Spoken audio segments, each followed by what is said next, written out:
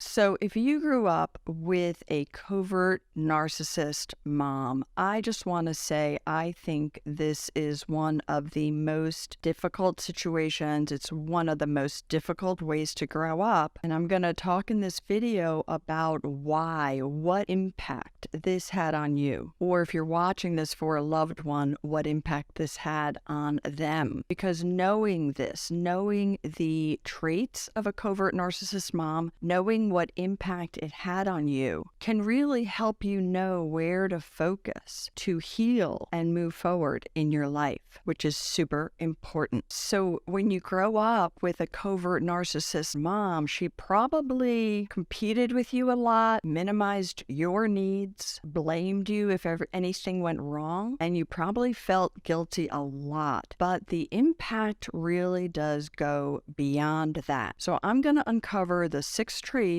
of a covert narcissist mom and what impact those had on you. So I do have a video which outlines the difference between a covert narcissist and an overt, but basically a covert narcissist is hidden, right?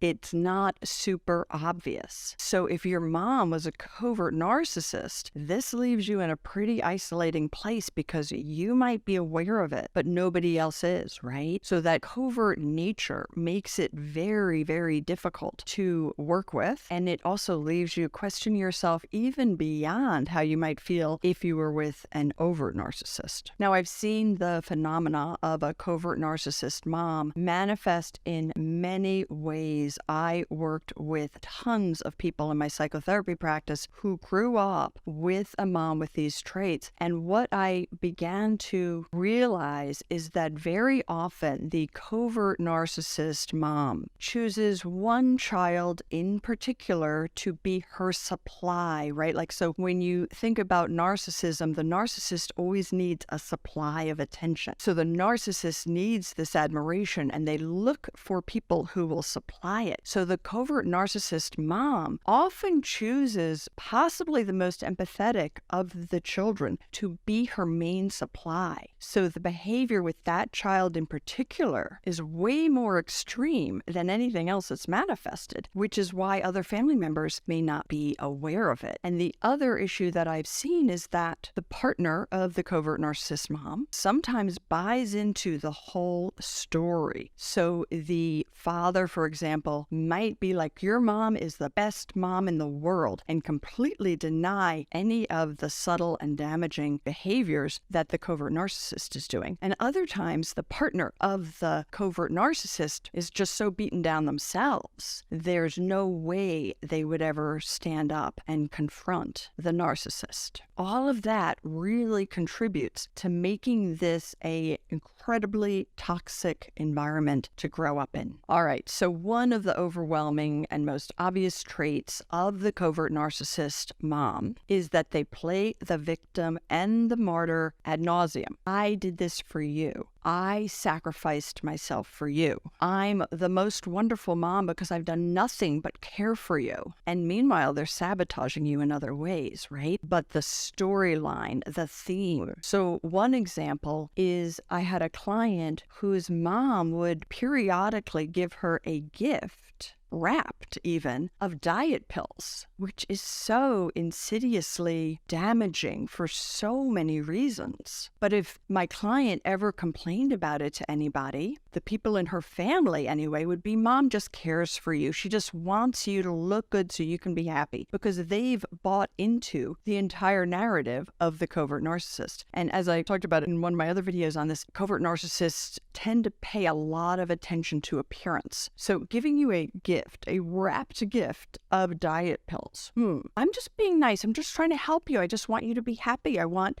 people to fall in love with you. I want you to be your best self. I'm just being nice. Why are you so angry at me for giving you a gift? That's the covert narcissist mom. Another client of mine, he was dragged to department store after department store after department store from about, the age of, say, 6 to 10. Hours and hours of shopping, a lot of which was shopping for him and buying him clothes, which he didn't care about. But how could you complain about that? I just spent $400 on you. So this sort of insidious way of doing things for you that really they aren't for you in any way. They're for the narcissist. And even for this client who was dragged shopping by his mom, she wanted him to look good. She wanted him to look a certain way, because when you have a narcissistic parent, they view you as an extension of them. So how you dress is a reflection of them. And since you're an extension of them, they can control you, so they can have you wear what they want you to wear. So bit of an aside there, but it kind of all goes together here, right? Trait number 2, they never admit wrongdoing. Now, this is common to all narcissists, right? Narcissists do not take responsibility for any of the problems in a relationship. Not their fault.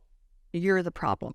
So anytime there is conflict, you're blamed. And if you grow up with a mom who is blaming you for any conflict, even say blaming you for being upset for this underhanded gift that you didn't want, you are ungrateful. You're the one who's the problem. And this whole messaging is so confusing to kids, right? Because kids from the age of, say, 3 to 9 tend to idolize their parents, tend to believe everything their parents tell them. So if you have a parent who's saying, I do everything for you, all of this I'm doing is only for you, why aren't you grateful for it? You internalize that as, yeah, there's something wrong with me that I'm not grateful for this. And then as you get a little bit older and more into those more rebellious years, you begin to rebel against it. But that's not a great place to be either, which we'll come to later. All right, trait number 3. The covert narcissist is preoccupied with the image they project into the world. They want to project into whatever social circles they're in, into any external environment, a perfect mom image. They are just the perfect mom. And if you don't support that, you're the ungrateful child. And most covert narcissist moms might have one child who's going along with everything,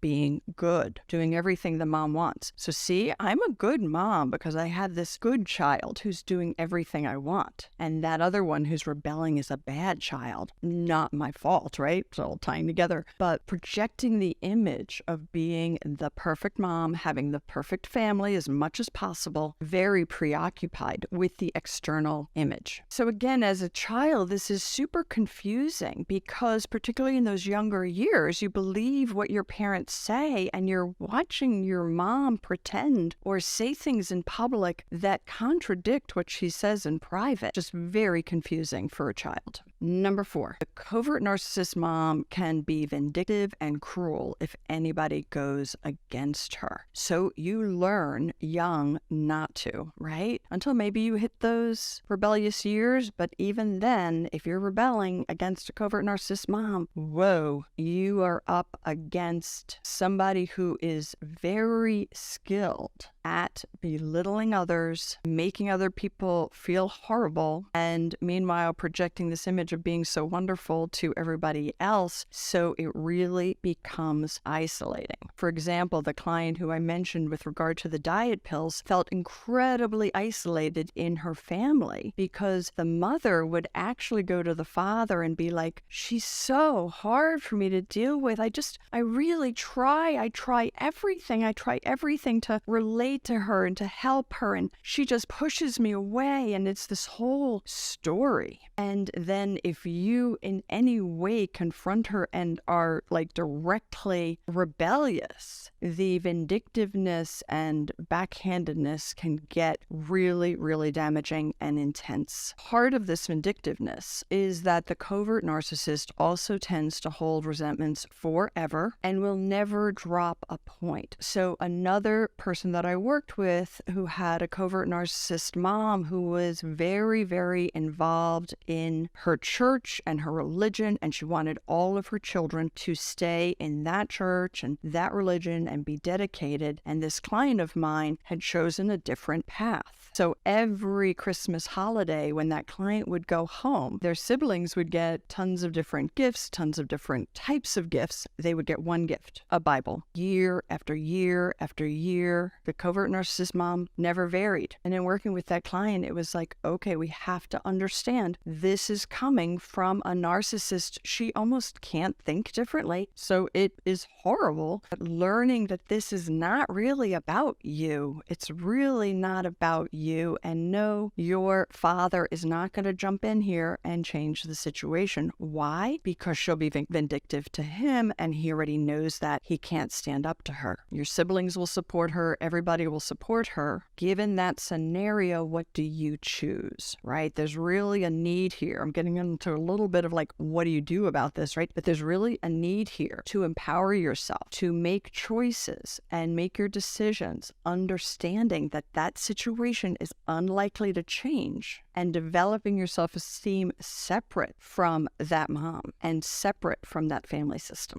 Number 5.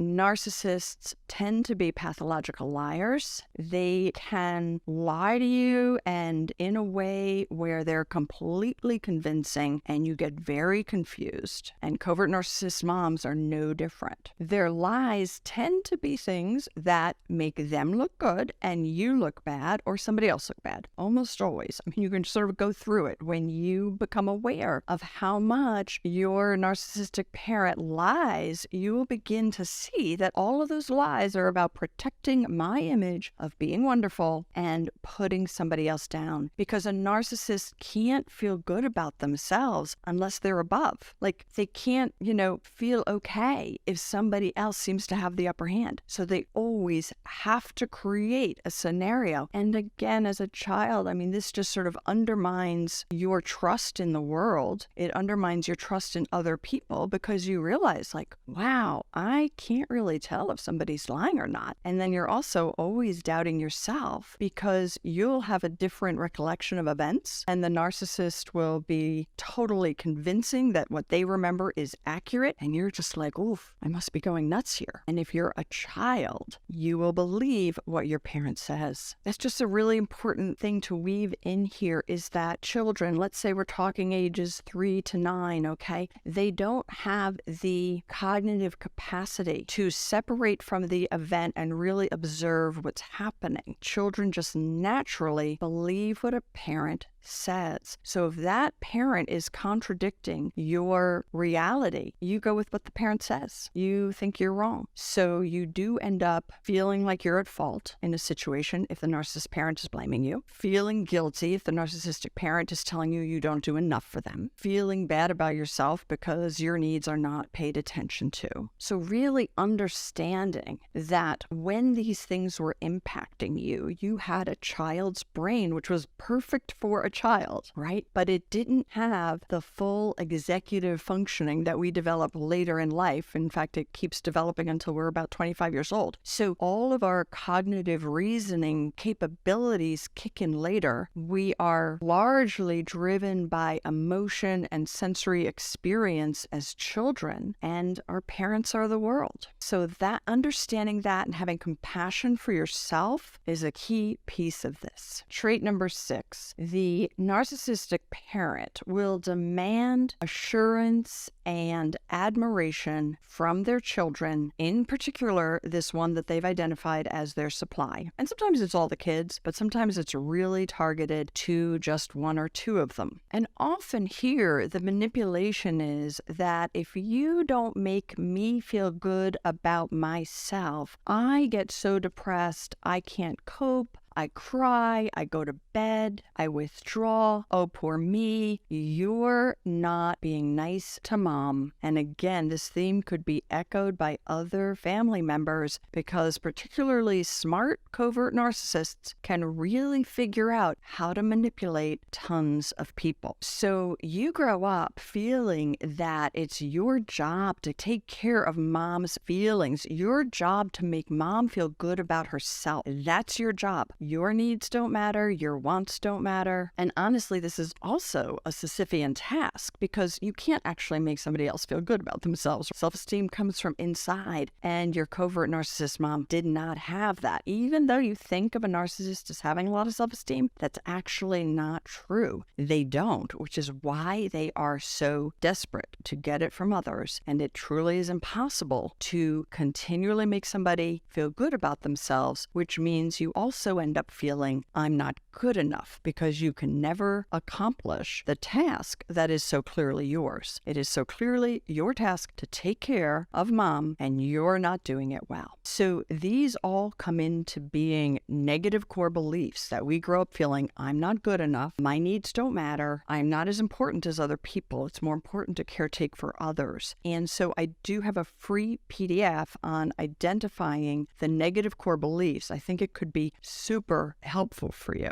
Because if you grew up with a covert narcissist mom, you definitely developed negative beliefs about yourself that stick with you until you get to an age where you're like, okay, I'm going to put the work in here. I'm going to tackle this. So the PDF helps you identify what those are, helps you understand how to rewire it, gives you 3 techniques, change them into positive core beliefs. But let me go back for a second, because this is also training to become a people pleaser. And it's interesting because sometimes a covert narcissist mom will appear to be a people pleaser. She might even say she's a people pleaser. And what she means by that is she will say things to other people that make them think well about her, right?